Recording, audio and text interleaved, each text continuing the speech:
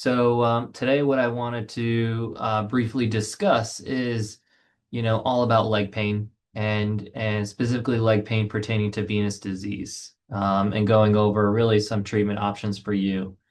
You might be thinking, why is a interventional pain specialist looking at venous disease? Well, in our practice, leg pain can be from multiple sources, right? It can be from neuropathy in the legs. It can be from a pinched nerve in your back. It can be from orthopedic issues, maybe surgeries or something that's driving some of that leg pain. But we found that a lot of patients that don't have those conditions or maybe have those conditions, that the primary issues of leg discomfort is primarily from venous disease. And so it's been a really important interest in our practice in understanding and treating venous disease, specifically to address a lot of the leg complaints that our patients have been describing for years. And we've been thinking it's mostly spinal or other causes of this. That's really why we've kind of, over the last 10 years, have developed a specialty interest and understanding and expertise in venous disease and how to treat it. So, you know, really what I want to hone in is some of the important factors here. Well, so many patients deal with venous disease and ulcers. Over 1 million patients receive a new diagnosis of venous disease. Because of this, there's a direct high cost to healthcare, and you can expect that if it goes untreated, there's a significant number of complications that can arise. One thing to differentiate here is that venous disease is not what we call spider veins, right? So spider veins are those veins that are often visible, the ones that you can see on the surface of the skin that almost look like a spider web. We're talking about veins that you might be seeing on the skin, but not are really so close to the surface, but then veins that we find are reflux under an ultrasound exam. And so it's important to differentiate the two, that spider veins are cosmetic, whereas actually venous disease is a treatable condition and a approved diagnosis by most insurances. Venous disease affects all ages. I have a lot of patients younger that are post-pregnancy, and they deal with a lot of venous disease, as well as a lot of my older population, that they will often have venous disease due to genetics and other predisposed risk factors. And so, if we look at this little diagram here, over 30 million patients have venous disease. And out of those, a very small portion actually seek treatment. And out of those, even a smaller portion actually get treated. So this goes to show that, even in the state of Ohio, this patients are walking around with venous disease and we don't even know it. And so, us being one of the frontiers and the leaders, and especially in the Dayton area, we've kind of focused on how we can advocate for patients and understanding what venous disease is, number one, and then how can we effectively treat it in the most non-invasive way.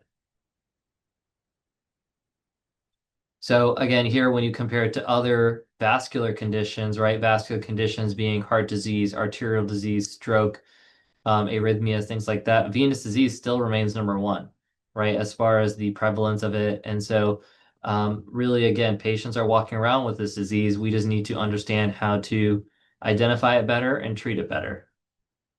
And so who suffers from this? Well, again, there's a whole range of patients that could suffer from this disease, from young to old, but more commonly it's in our population, age 40 or very plus. Gender, male and female, both have a history of getting this disease. If you have a family history of venous disease, that's certainly common. A lot of times when patients say, yeah, my grandmother, or my mom, or my sister, they all suffer from this. It absolutely is one of the main reasons why patients get this disease, is because of a family lineage. If you have a job of heavy lifting or prolonged standing, you may suffer from this. A lot of my nurses, even in my practice, they have venous disease, and they try to wear the compression socks to really help accommodate some of those symptoms. If you have a smoking history, that definitely affects the valves and the walls, not only the venous supply, but the arterial supply. And so that can predispose you to having this disease sooner than later. And so what do the symptoms feel like when I see these patients in the practice that have venous disease, right? And so it's really a whole slew of events. And so first, if you look at the picture, we see some varicose and spider veins. That's often a common sign, but it's often later in stage when we start to see those things. If things go untreated, then we start to get a lot of the skin color changes. You see like that redness in the skin. It becomes really tight and turgor in texture. And so that indicates that the problem's getting worse. Eventually, the legs start to swell and they start to get really heavy. And then, what we don't want to see happen is that the venous reflux develops into an ulcer stage. And so that's when patients develop open ulcers and sores. And so these are kind of the four common visual signs that you might see when it comes to venous disease. However, symptoms really are across the board. And so um, patients describe a lot of heaviness. Those legs feel achy at the end of the day. They have pain, they have burning symptoms. A lot of my patients feel cramping when they're walking. Restless leg syndrome, right? Those legs just feel so restless, and that creepy crawly feeling is certainly a sign of venous disease. So the spectrum of really what the patients describe and what symptoms you might be having is really varied. I have patients that don't have any visual signs of any spider veins or reflux veins, but all they complain about is at the end of the day, they want to put their feet up, right? Because they're really heavy and achy. And so that's certainly some indications that something's going on and that there's a reason to get evaluated and treated. So when we talk about, the anatomy specifically, we're talking about the superficial venous system, right? So we're not talking about the deep vein system, that we're treating. And so the superficial system really composes of two big vessels. One is the greater saphenous vein that attaches all the way from the groin all the way down to the ankle. And then there's a small saphenous or superficial saphenous vein that is the back of the calf. And so those two veins are the ones that we're testing that often are refluxed. Um, all those veins do feed into the deep system, and so eventually that blood basically will return to the heart. But when it comes to what veins we're actually testing, those two veins are really the crux of what we want to look at. And so, what is venous disease, right? So, it's venous reflux. And so, normally a healthy vein pushes that blood up to the heart. And so, the valve has a one-way function that what it's doing is trying to push that blood up.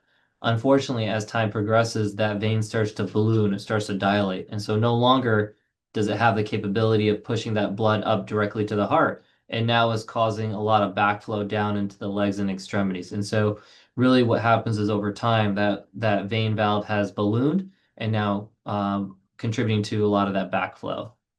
And so once you get that backflow, now you can imagine the pressure in the valve uh, is not able to withstand that fluid. And so you start to develop ballooning, you start to develop aneurysms, you start to develop these varicosities. And so now these are what contribute to the visual signs that you might see in your lower extremity indicating to us that that vein valve has lost its function. Here's just again the criteria that we use in order to identify what patients are affected by this disease. And again, it really goes from mild symptoms to really the extreme where we have the open ulcer. But a lot of my patients typically that we see in our practice fall under this, C1, C2, C3, C4 category, right?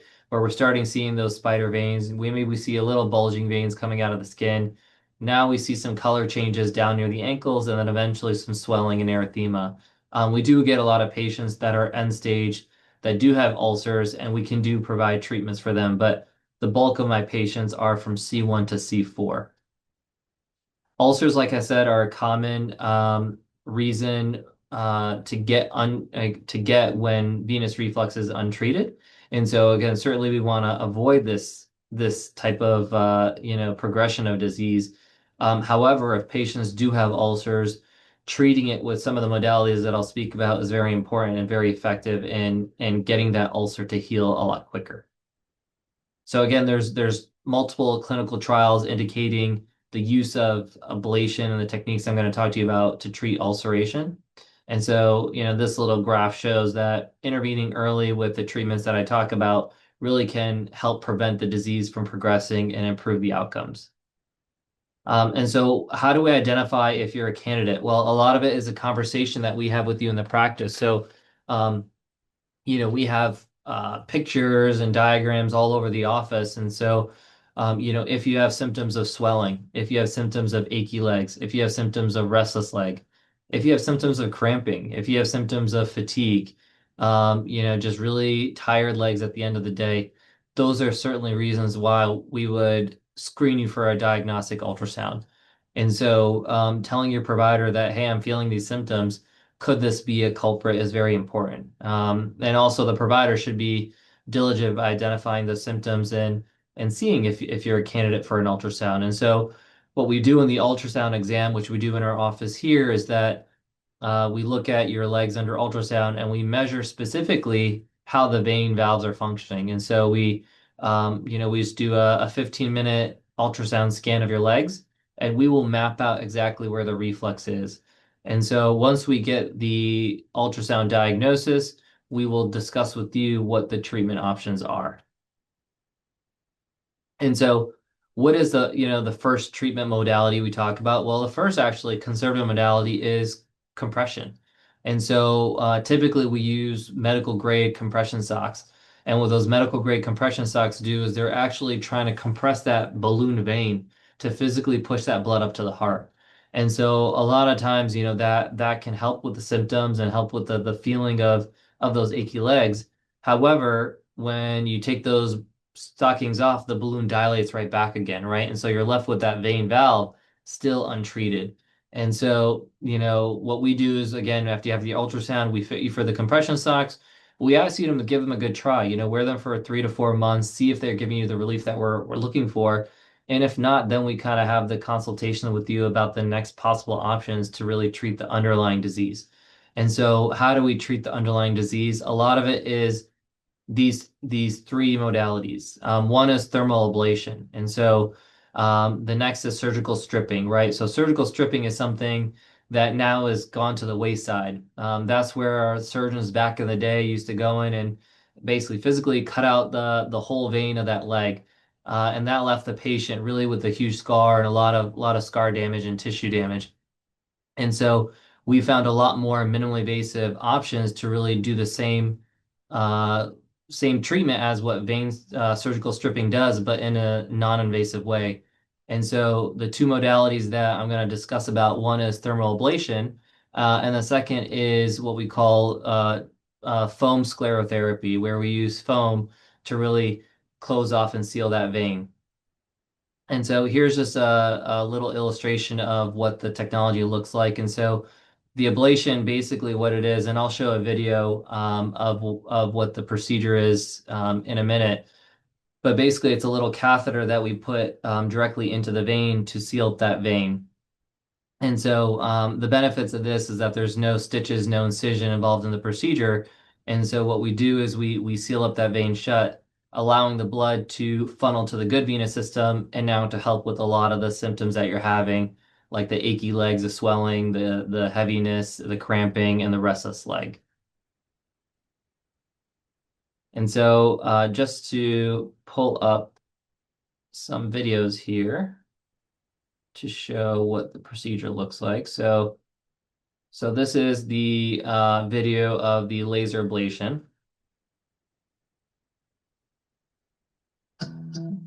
Endovenous laser ablation. This therapy uses laser light to treat a varicose vein from within. It seals the enlarged vein and causes it to shrink. And it may ease things like the aching, burning, and cramping caused by a varicose vein. To begin, you may be given medicine to make you feel relaxed. You lie comfortably on a table, and we inject medicine to numb your vein. Then we make a small opening in your skin. We insert a tube called a catheter into your vein. With the help of ultrasound, we guide the catheter through your vein and into the proper position. Now it's time to treat your vein. We do this with a flexible laser device that goes through the catheter. We activate the laser and carefully pull it back through your vein. It heats the vein's walls, causing the walls to close up. When the vein closes, blood that would normally flow through it diverts to other healthier veins. As you heal, your vein will shrink. When it's done, we bandage the opening in your skin. We watch as you become alert. We may encourage you to get up and walk around before you go home. You may need to wear bandages or compression stockings as you heal. Follow your care plan for a safe recovery.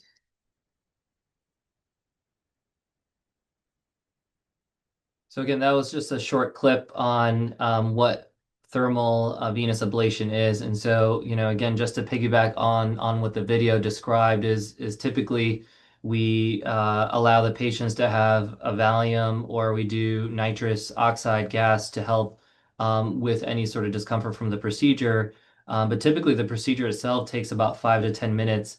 And again, what we're doing is we're closing off that faulty valve so that the blood funnels to the good valves. And so I like to describe it, think of a leaky water valve. We're shutting that leaky water valve off, so now the plumbing flows exactly to where it needs to go.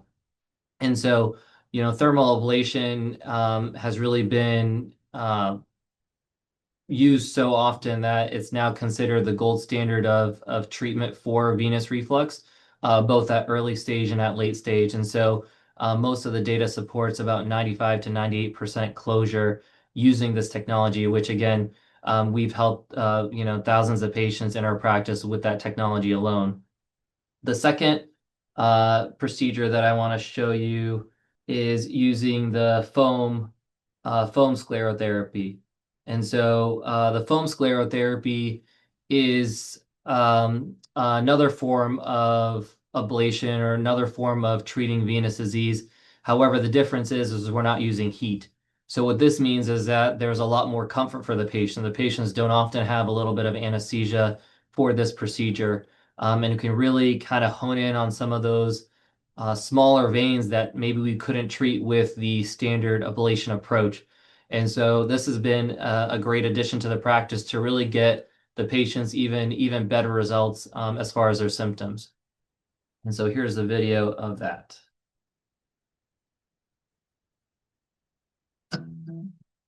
Venous foam treatment, EVFT, for varicose veins.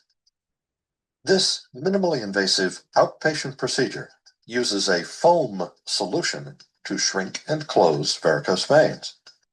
The foam is injected into the target veins through a catheter, leaving surrounding tissues unaffected.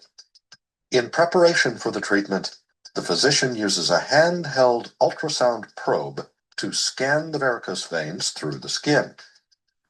The ultrasound allows the physician to visualize the anatomy of the veins and to identify weak valves or other trouble spots that are causing the problem.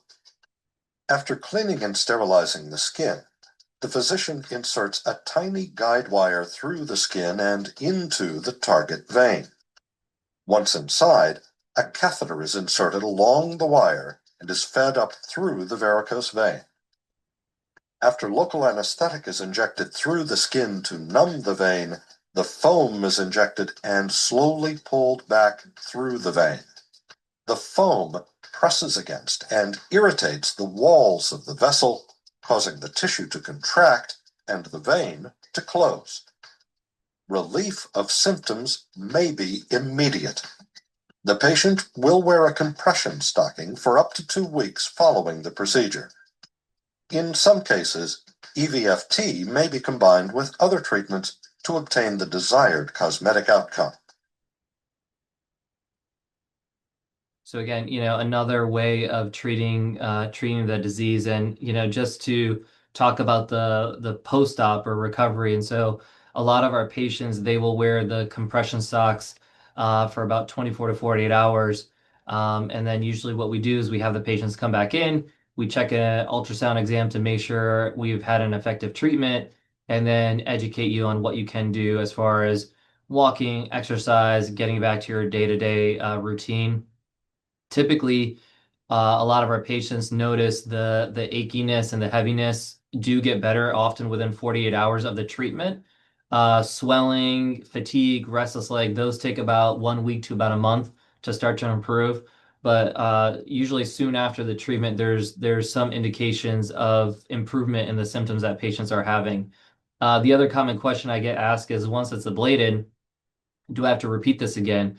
And so a little different than some of our spine ablation procedures, once the vein is treated, it's completely treated. There's no reason to go back in to go in and seal up this vein. And so the symptom improvement usually lasts, really lifelong as long as you're maintaining that healthy lifestyle and the things that we do recommend. And then finally, obviously we want to treat the medical cause of venous disease. However, we do treat some of the cosmetic issues that do arise. And so here is just a small video of how the cosmetic treatment for sclerotherapy works. And so this is those spider veins, those veins that are really on the surface of the skin that might not go away from treating the underlying disease. We have a way to actually take care of those veins. Sclerotherapy.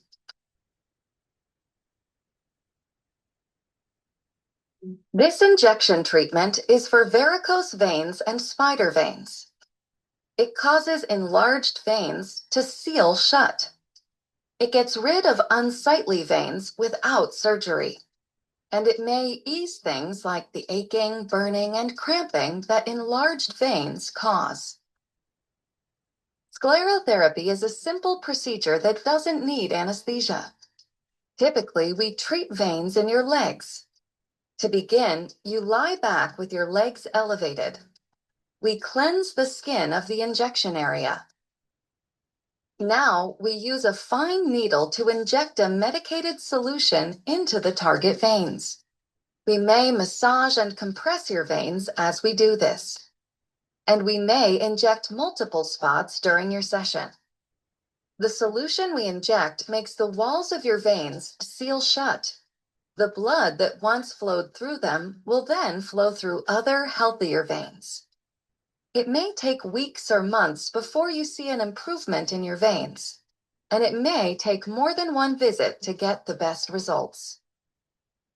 When it's done, we may ask you to walk around to prevent clots from forming in your legs. You can return to your normal activities immediately. You may need to wear bandages or compression stockings as you heal. Follow your care plan for a safe recovery.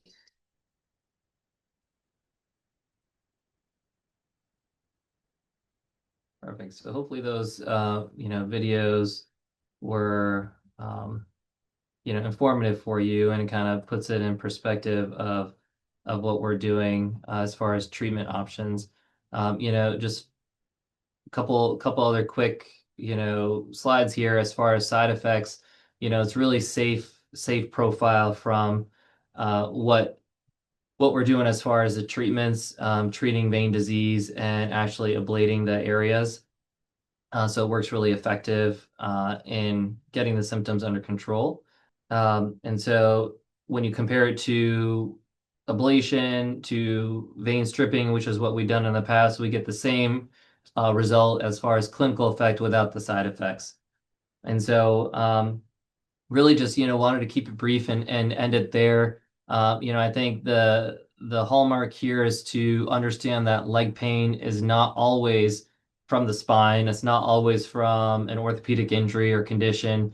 It really could be from venous disease with the symptoms that I mentioned. And so it's very important to talk to your provider that you see in the office if you're having these symptoms, to have them get you an ultrasound so that we can identify what's going on and maybe offer some of these conservative treatments to help with some of the leg symptoms that you're having.